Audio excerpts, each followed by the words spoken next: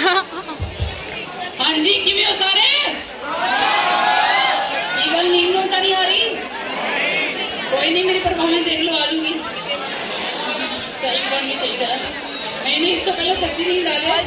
चलो बॉलीवुड स्टाइल च थोड़ी बोलना बोलते हैं सारे दी, फिर पार्टिसिपेट करो। फिर है क्या आपने कभी ऑफिस प्रिंटर पर्सनल काम के लिए यूज किया? क्या आपने कभी क्लाइंट प्लेस से जल्दी छुट्टी लिया? क्या आपने कभी कन्वीनियंस शीट में एक्स्ट्रा किलोमीटर ऐड किया? मैंने भी किया। अब तुम कहोगे यार सचिन भाई हमारे प्रिंसिपल साहब बैठे हैं, तुमने उनके सामने हमारी पोल खोल दी, तो टेंशन क्यों ले रहे हो? सास भी तो कभी बहू थी।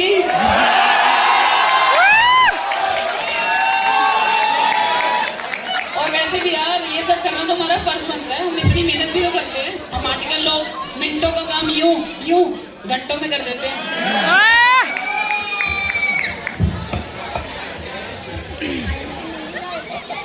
सही में यार इस सीजन में तो मैंने इतना काम किया, इतने रिटर्न्स भरी हैं। बीच में पापा का कॉल आ गया, मैंने उनको भी कह दिया सर OTP।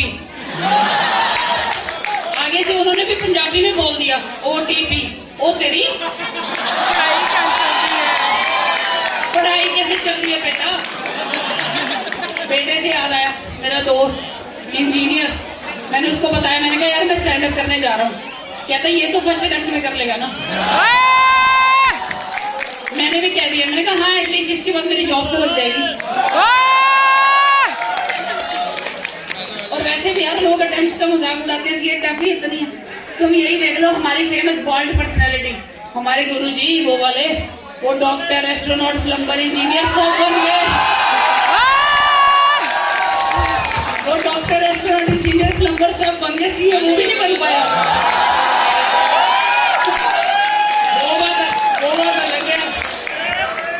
वो बात अलग है, वो ज्यादा मजे में।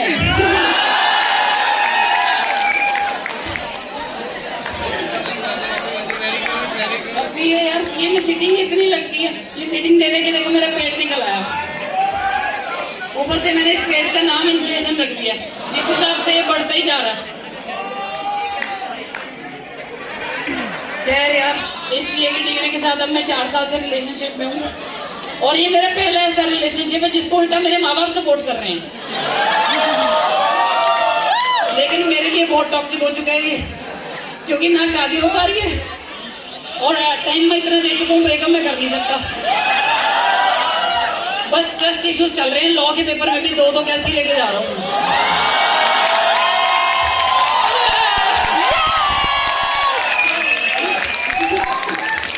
मैं 6 महीने मैडम को मनाने में लगाता हूँ और 2 महीने में फिर उड़ जाती है। I am just feeling like the obese dog, ना घर का ना घाट का। एंड ऐसी किसी न किसी बुढ़ी आंटी को आके पूछ नहीं होता इसके बारे में, बेटे क्या कर रहे हो? पहली चीज तो मेरे मन में यही है कि आंटी आपकी एज एग्जम्पशन क्रॉस कर चुकी है।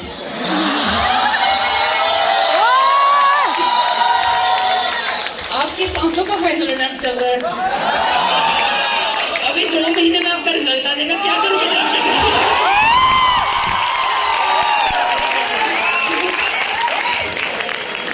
लेकिन फिर भी वो पूछ लेती, बेटे क्या करते हो? आंटी सीए करता हूँ। बेटे कौन से कॉलेज से?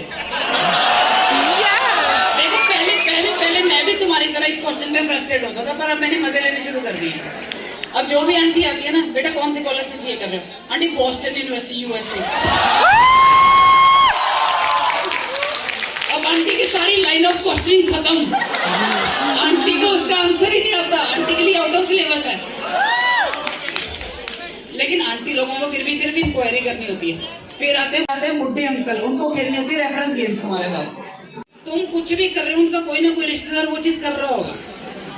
अब बेटा क्या कर रहे हो? अंकल मैं ना सीए कर रहा हूँ। बेटा मेरी दूसरी बीवी के फूफा की चौथी नाजायजा औलाद भी सीए कर रही है। अंकल मैं ना मॉल में झाड़ू पोछा लगाता हूँ। बेटा मेरे भतीजे के साला का चेता भी यही करता है। अंकल मैं ना ब्रिज से पत्थर उठा के खाता हूँ।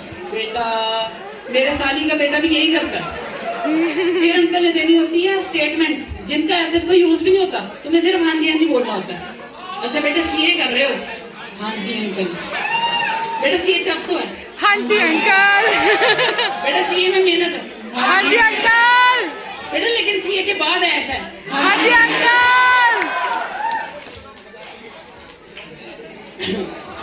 लेकिन इसके बाद अंकल का भी कॉस्टिंग सारी खत्म हो जाती है। फिर अंकल बोलते हैं स्कैम 1992 से भी बड़ी स्कैम वाली बात।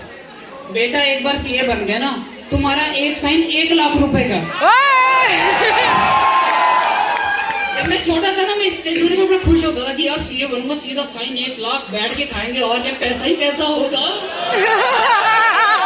लेकिन जब सीए फाइनल में पहुंच गया हूं ना, अब पता चल रहा है अंकल ने भी चुईया ही काटा है।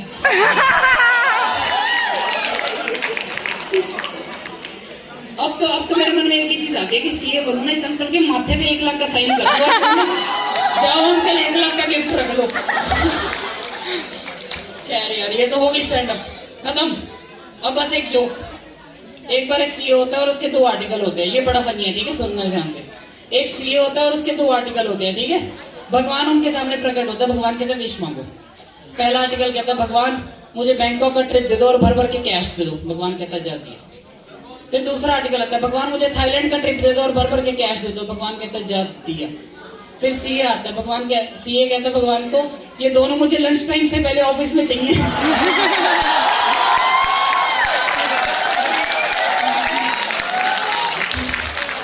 Moral of the story is always let your CA speak first. खैर अब मैं चलता हूँ। तुम्हें भी सबने अच्छा सीए बनना है, ठीक है। अच्छा सीए बनना है कि महान सीए बनना है? महान। अच्छे सीए और महान सीए में डिफरेंस पता है? मैं बता के जाता हूँ। एक अच्छा सीए जो होता है उसको इनकम टैक्स एक्ट के बारे में सब कुछ पता होता है। जो महान सीए होता है उसको इनकम टैक्स ऑफिसर के बारे में सब कुछ पता होता है।